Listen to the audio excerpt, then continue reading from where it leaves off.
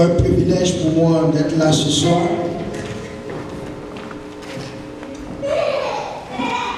Nous allons ouvrir nos Bibles dans le livre des Actes des Apôtres,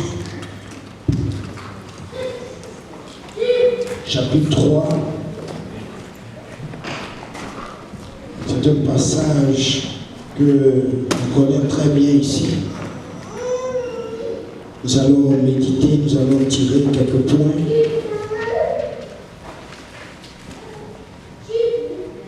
Acte chapitre 3, à partir du verset 1er. Pierre et Jean montaient ensemble au temple à l'heure de la prière. C'était la 9e heure. Il y avait un homme boiteux de naissance qu'on portait et qu'on plaçait tous les jours à la porte du temple appelé la Belle, pour qu'il demandât le monde à ceux qui entraient dans le temple. Cet homme, voyant Pierre et Jean qui allaient y entrer, leur demanda l'aumône. Pierre, de même que Jean, fixa les yeux sur lui et dit: regarde-nous. Et il les regardait attentivement, s'attendant à recevoir d'eux quelque chose. Alors Pierre lui dit: je n'ai ni argent ni or, mais ce que j'ai, je te le donne. Au nom de Jésus, Christ de Nazareth, lève-toi et marche. Et le prenant par la main droite, il le fit lever. Au même instant, ses pieds et ses chevilles devaient fermes. D'un saut, il fut debout et se mit à marcher. Il rentra avec eux dans le temple, marchant, sautant et louant Dieu. Que Dieu bénisse la lecture de sa parole. Le titre de mon message aujourd'hui, c'est « Ce que j'ai, je te le donne ». Amen.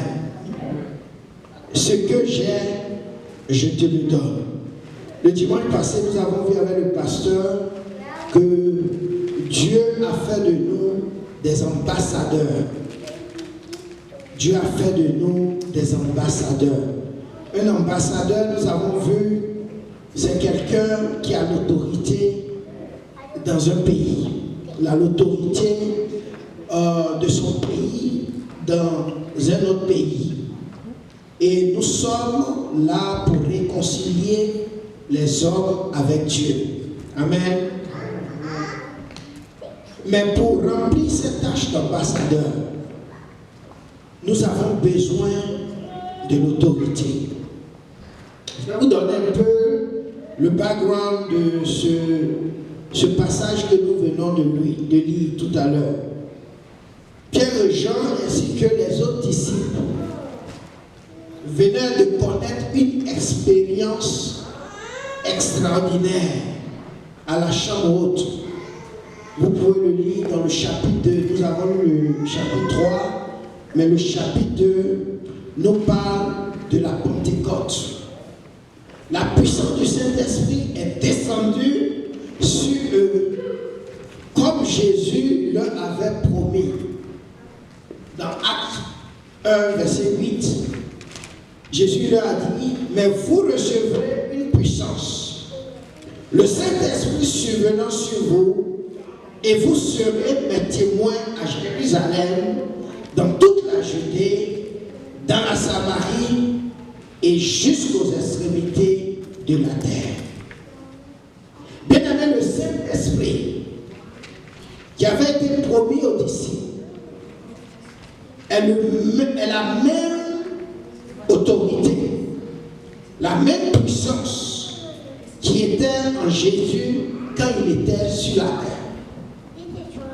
C'est par cette même puissance que Jésus-Christ, pendant qu'il était sur la terre, a opéré des miracles et des prodiges.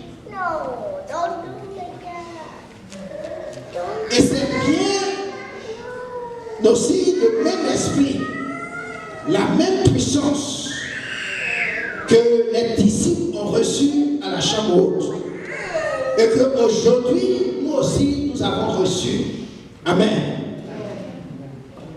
Quand Jésus dit dans Matthieu 28, verset 18, il dit tout pouvoir a été donné dans le ciel et sur la terre. Allez, faites de toutes les nations des disciples, les baptisant au nom du Père, du Fils et du Saint-Esprit, et enseignez-leur à observer tout ce que je vous ai prescrit. Et voici, je suis avec vous tous les jours jusqu'à la fin du monde. En tant qu'enfants de Dieu, nous avons le pouvoir dans le nom de Jésus-Christ. Nous avons le pouvoir, nous avons l'autorité. Jésus nous a donné le pouvoir. Quand il nous dit que tout pouvoir lui a été donné dans les cieux et sur la terre, et d'aller et d'utiliser ce nom, ça veut dire quoi? Ça veut dire que partout où nous serons, que ce soit sur la terre, tout ce que nous allons commander, soit au ciel ou sur la terre, rien ne pourra nous opposer, car le nom de Jésus est au-dessus de tout nom, et dans les cieux, sur la terre et sous la terre. Rien ne pourra nous résister avec le nom de Jésus-Christ. Amen. Amen. Nous avons le pouvoir. En tant qu'ambassadeurs de Christ, nous avons l'autorité. Et l'autorité est dans le nom de Jésus-Christ.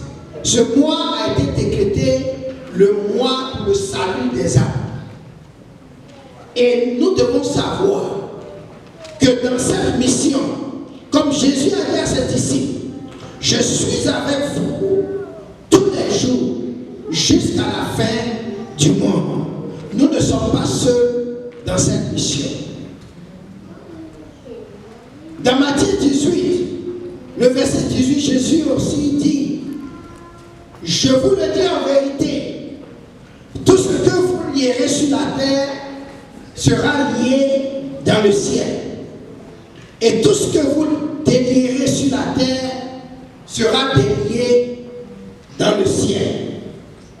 Je vous dis encore, si deux d'entre vous s'accordent sur la terre pour demander une chose quelconque, elle leur sera accordée par mon Père qui est dans les cieux. Amen. Tout chrétien a les clés du royaume. Bien-aimé, Jésus nous a bel et bien donné ces clés. Nous les avons en notre possession. La question est de savoir qu'est-ce que tu fais de ces clés du royaume. Sinon, tu as les clés du royaume.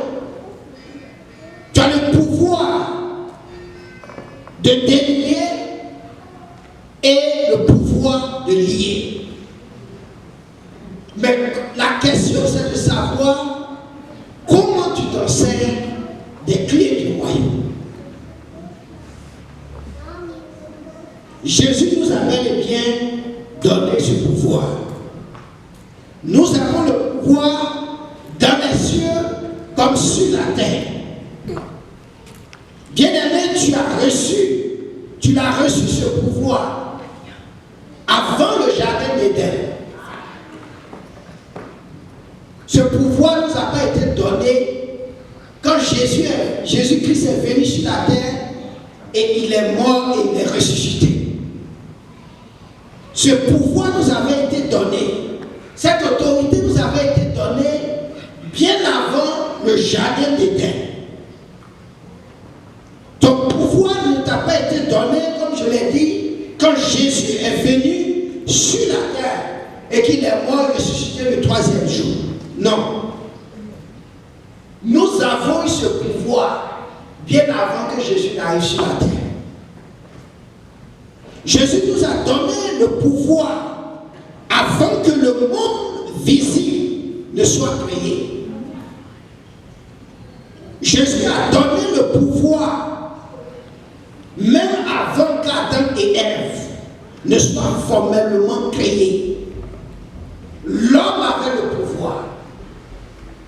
C'est pour cela que Dieu dit, faisons l'homme à notre image, faisons l'homme à notre ressemblance. Parce que la ressemblance de Dieu te donne le pouvoir, l'image de Dieu en toi te donne le pouvoir. Alléluia. Nous avons le pouvoir. En tant qu'enfants de Dieu, qui avons l'image de Christ en nous, nous avons le pouvoir.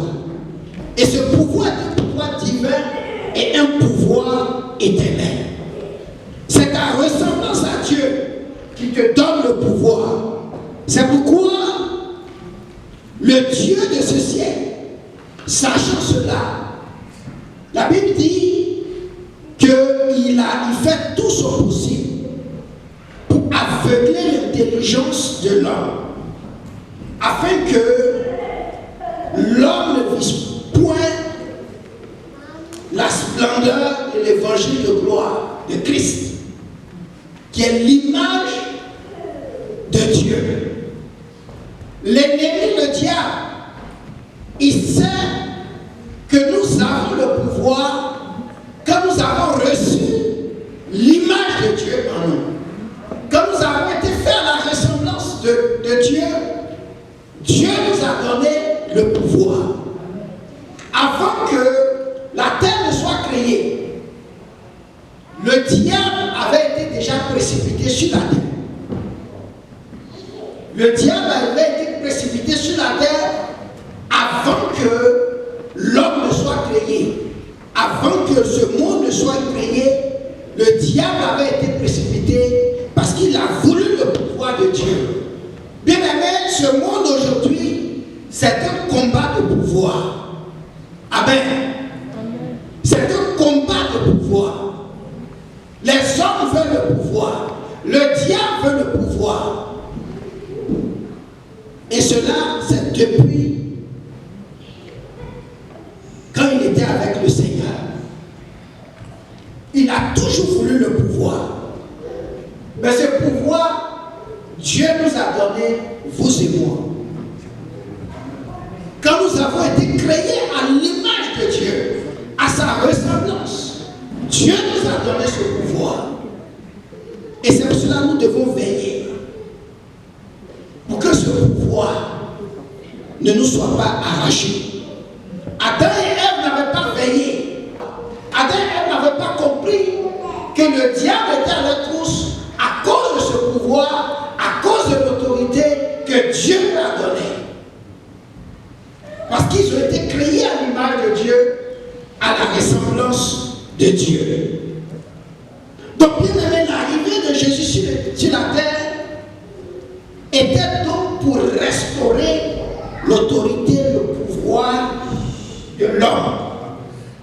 Était donc la restauration de ton pouvoir, de ton autorité sur le diable et sur ses agents. Quand Adam et Ève ont cédé au péché, le diable a volé leur pouvoir. Le diable a volé leur autorité. Mais Jésus-Christ, dans son amour, est venu sur la terre pour que notre autorité, le pouvoir que nous avons en tant qu'homme, en tant qu'image, créée à l'image de Dieu, à la ressemblance de Dieu, nous soit restauré. Et Jésus l'a fait, il nous a restauré ce pouvoir. Parce que le diable nous avait fait un coup d'état. Et il a pris ce pouvoir. L'homme était sans pouvoir quand il avait péché. Mais Dieu, dans son amour, a envoyé son Fils Jésus pour nous restaurer ce pouvoir. ce pouvoir sur le diable, ce pouvoir sur ses agents, ce pouvoir sur le péché et ce pouvoir sur la mort. Alléluia. Nous avons le pouvoir. Jésus va plus loin encore et confirme l'origine du pouvoir du chrétien. Dans Luc 10, quand il dit, je voyais Satan tomber du ciel comme un éclair. Je voyais Satan tomber du ciel comme un éclair. Jésus était avec ses disciples et il les envoie en mission pour aller chasser les démons. Et les 72 sont revenus de la mission. Et la Bible dit, dans Luc 10, qu'ils étaient contents. Et ils disaient à Jésus que les démons nous étaient soumis en ton nom. Et Jésus leur dit, je voyais Satan tomber du ciel comme un éclair. Ça veut dire quoi? Ça veut dire que le pouvoir que vous avez là, ce n'est pas aujourd'hui que vous avez ce pouvoir. Vous avez déjà ce pouvoir quand le conseil de Dieu a décidé de vous faire à notre image, à notre ressemblance. Et le diable est descendu du ciel. Il est descendu comme un éclair parce que vous avez le pouvoir, l'autorité sur lui.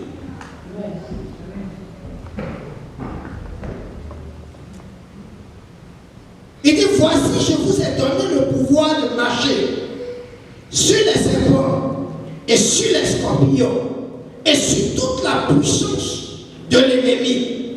Et rien ne pourra vous nuire. Cependant, ne vous réjouissez pas de ce que les esprits vous sont soumis, mais réjouissez-vous de ce que vos noms sont inscrits dans les cieux. Amen.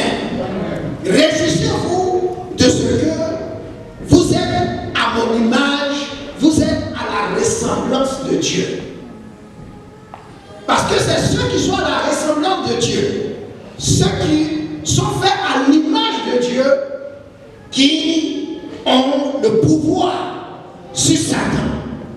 Alléluia. Donc Jésus a dit, ne vous réjouissez pas de ce que les esprits vous sont soumis. Parce que les esprits vous étant soumis, c'est un fait, c'est normal. Mais réjouissez-vous de ce que vous avez l'image de Dieu en vous. Vous êtes fait à la ressemblance de Christ. Parce que tant que tu as l'image de Dieu en toi, tu as le pouvoir. Amen. Tant que tu as l'image de Dieu en toi, bien-aimé, tu as le pouvoir sur les esprits méchants. Tu as le pouvoir sur le diable, tu as le pouvoir sur tout le quartier général de Satan. Nous avons le pouvoir. Nous avons l'autorité. Je voyais Satan tomber du ciel comme un éclair. Et je vous ai donné ce pouvoir. Alléluia. Et il dit, rien ne pourra vous nuire. Quand Jésus dit que rien ne pourra vous nuire, bien aimé, c'est rien. Rien, nada, nada. Rien ne pourra te nuire. Je ne sais pas ce que tu traverses aujourd'hui, mais la parole de Dieu est la vérité et c'est une puissance. La Bible dit, rien, Jésus a dit, rien ne pourra vous nuire. Et quand il dit rien ne pourra vous nuire, bien aimé, est-ce que ça inclut le cancer? Non. Rien ne pourra vous nuire. Effectivement, ça inclut le cancer. Le cancer ne pourra pas te nuire. Amen. Est-ce que ça inclut le Covid-19? Oui, ça inclut le Covid-19. Rien ne pourra vous nuire. Pourquoi? Parce que vous êtes à l'image de Dieu. Vous êtes créés à sa ressemblance. Nous ne sommes pas de n'importe qui.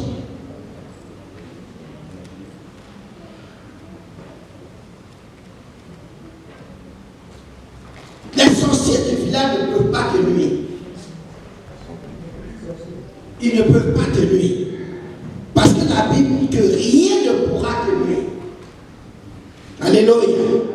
Les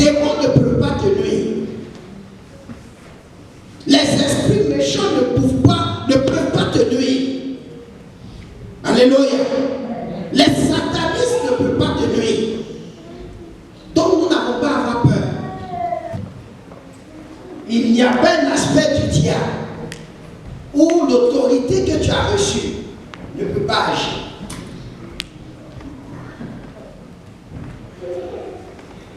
Quand il s'agit du diable et de ses agents, quand il s'agit de tout le quartier général même de Satan, la Bible dit que nous avons le pouvoir absolu et complet en Jésus.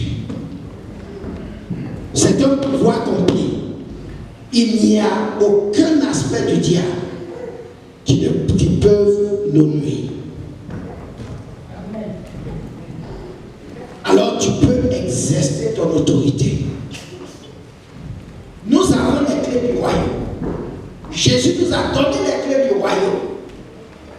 Il dit tout ce que vous lierez sur la terre sera lié au ciel. Tout ce que vous délierez sur la terre sera délié au ciel. Nous n'avons pas à nous inquiéter. Nous n'avons pas à avoir peur. Jésus a appelé ses disciples et il leur a donné le pouvoir dans Matthieu 10 de chasser les esprits impurs et de guérir toute maladie et toute infirmité. Amen. Tu peux commander ou tu peux décommander. Alléluia. Dès que le Seigneur te retire la main du diable et qu'il te met dans son royaume, il t'équipe déjà avec le pouvoir. Parce que tu as une mission à faire.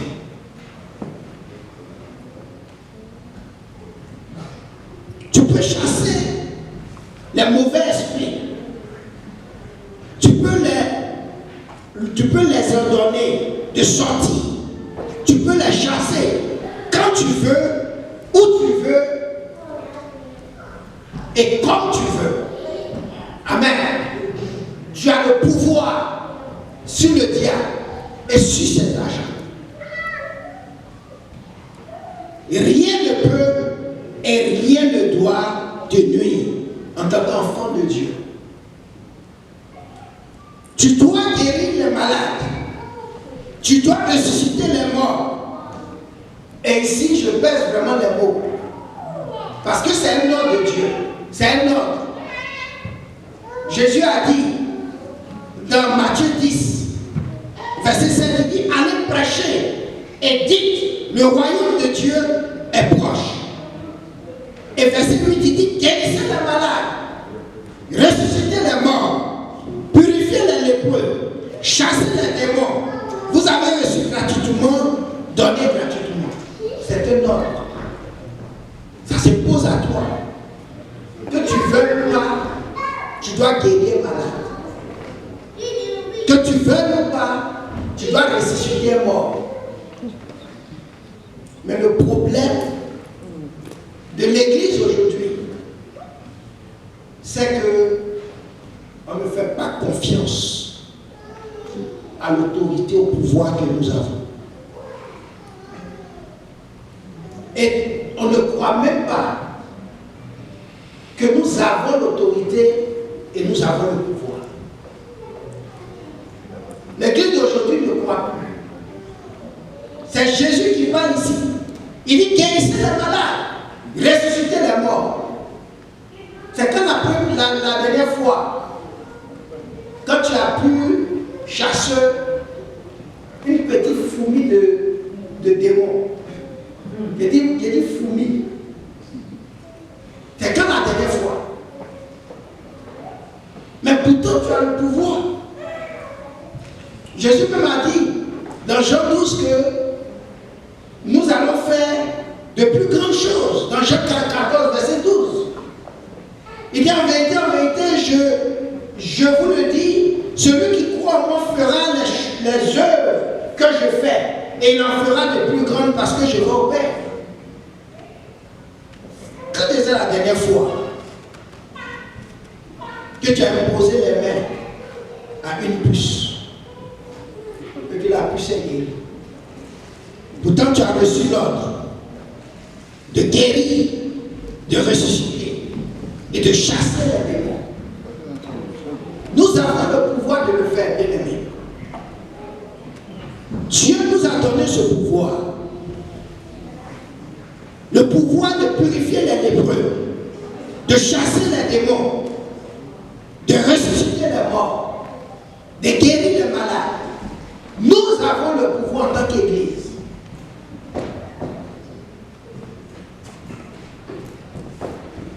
Alléluia. Ce qui fait partie du royaume de Dieu, bien-aimé, tu n'as pas le choix que d'exécuter l'ordre de celui qui t'a transporté dans son royaume. Tu ne peux pas être dans le royaume de Dieu et être capable de chasser un démon. Tu ne peux pas dire que tu es dans le royaume de Dieu et tu as peur des démons. Tu es capable de chasser. Pourtant, tu as l'autorité. Tu as été fait à l'image de Dieu. Tu as été fait à la ressemblance de Dieu.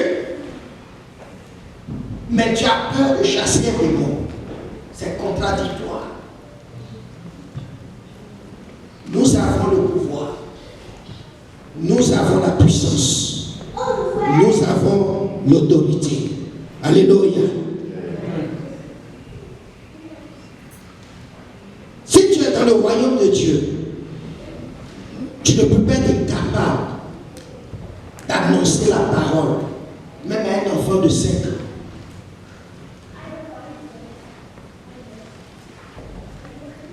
Oui, si souvent tu as la trouille d'annoncer l'évangile aux adultes, au moins commence par un enfant de 5 ans.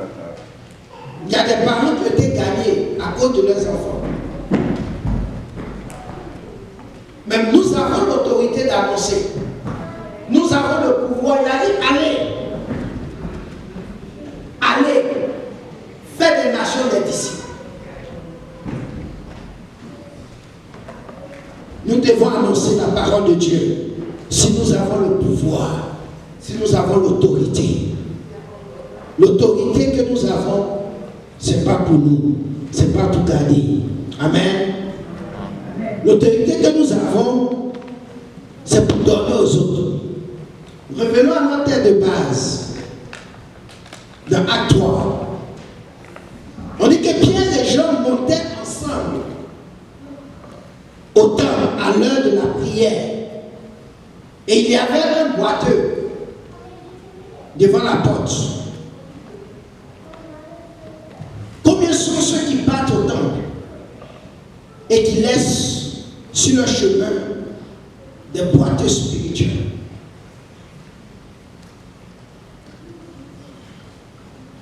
Combien sont ceux qui partent au temple et qui laissent sur leur chemin les aveugles spirituels? Combien sommes-nous qui laissent sur leur chemin des hommes, des femmes qui ont la main sèche, ces personnes qui souffrent parce que rien ne leur réussit, ces personnes qui sont sous la malédiction? Combien de personnes viennent à toi en semaine avec leurs problèmes, avec leurs soucis, et pourtant tu es à l'église? Tu es pressé d'aller à l'église. Pierre et Jean n'étaient pas pressés d'entrer à l'église. Les gens n'ont plus de Dieu en eux. Mais le boiteux ne leur disait rien. Et c'est la même chose que nous faisons aussi. Nous avons l'Esprit de Dieu en nous. Mais les boiteux ne nous disent rien. On est pressé à aller à l'église.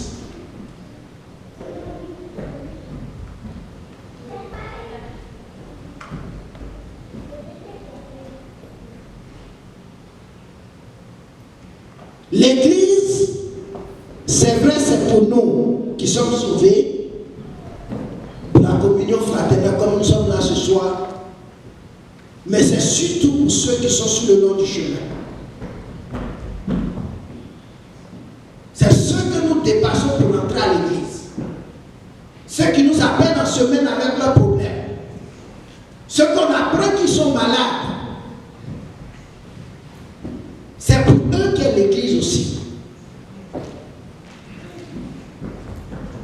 L'église, c'est l'hôpital pour les malades. C'est un refuge, c'est une cité pour ceux qui n'ont pas la paix, qui ne savent pas où aller. Nous devons faire une pause, bien aimés. Comme Pierre et Jean, nous devons faire une pause. Ça ne sert à rien de venir s'asseoir ici. Et ceux même qui doivent être à l'église sont dehors. On vient ici, on danse, c'est beau. Mais combien on laisse avant d'entrer dans l'église? Et l'Esprit de Dieu nous interpelle ce soir.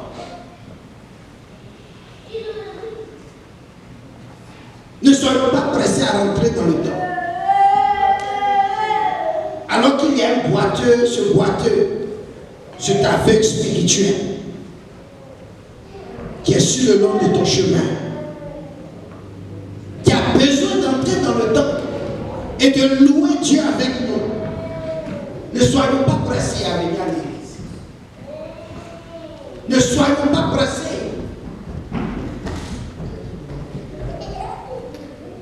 Comme ce boiteux devant la belle, il y a aussi des malades spirituels qui te regardent.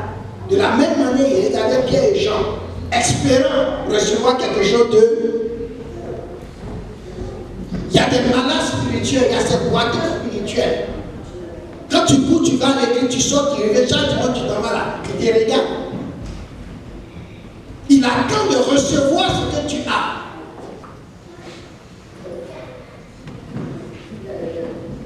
Il attend de recevoir ce que tu as et qu'il n'a pas. Si nous avons le pouvoir, c'est pour donner. Ils veulent quelque chose de toi. Tu as quelque chose qu'ils n'ont pas. Ils attendent que tu leur donnes ce que tu as. Toi, tu as tout ça. Mais qu'est-ce que tu fais?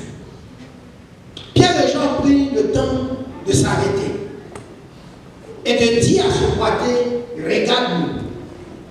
On veut ton attention parce qu'on va te parler. Jésus, voyant la foule quand il était sur la terre, la Bible dit qu'il était ému de compassion pour cette foule parce qu'elles étaient languissantes et abattues comme des brebis qui n'ont point de berger. Est-ce que c'est comme ça que tu regardes le monde, ceux qui t'entourent, les membres de ta famille qui n'ont pas Jésus? Nous sommes dans les derniers temps. Jésus revient bientôt. Est-ce que c'est comme ça que tu les vois? Est-ce que tu as la compassion? Tu les vois comme des gens qui sont languissants, battus, comme des brebis qui n'ont point de berger, des gens qui sont égarés. Tu as l'image de Dieu en toi. Tu as été fait à la ressemblance de Dieu. Tu dois avoir les mêmes pensées qui animaient Jésus. Les sentiments qui étaient en Christ, ça doit être les mêmes sentiments qui doivent être en nous. Et non le contraire. Jésus avait la compassion pour eux.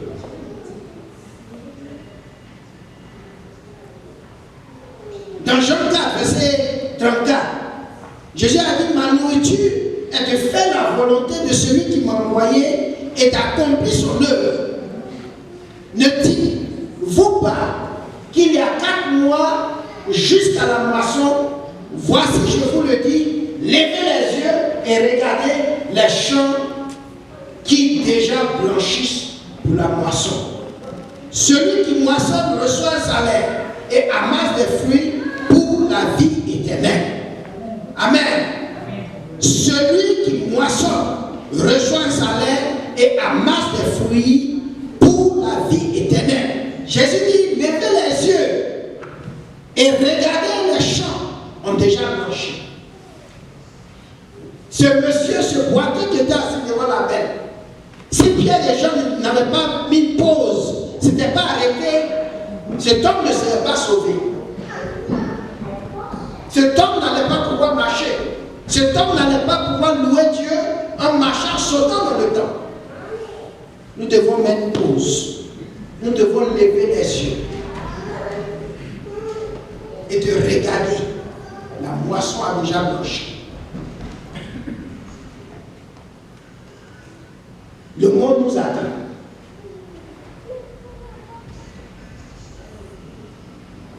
Bien-aimé, lève les yeux et regarde. Les champs qui ont déjà blanchi. Des gens ont levé les yeux. S'ils n'avaient pas levé les yeux, ils auraient dépassé ce boiteux. Et ce boiteux ne serait pas en train de louer dans le temple.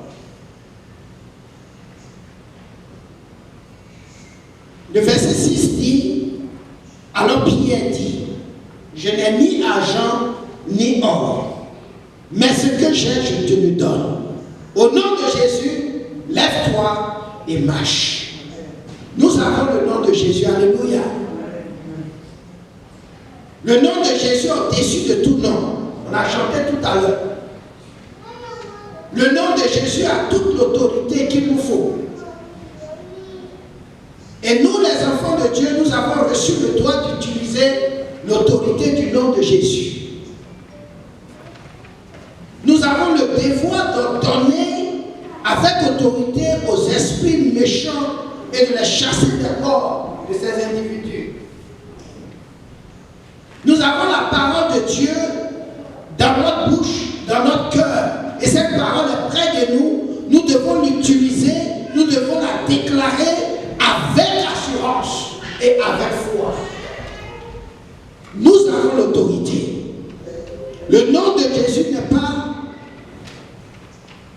à garder pour nous, mais nous devons donner aux autres.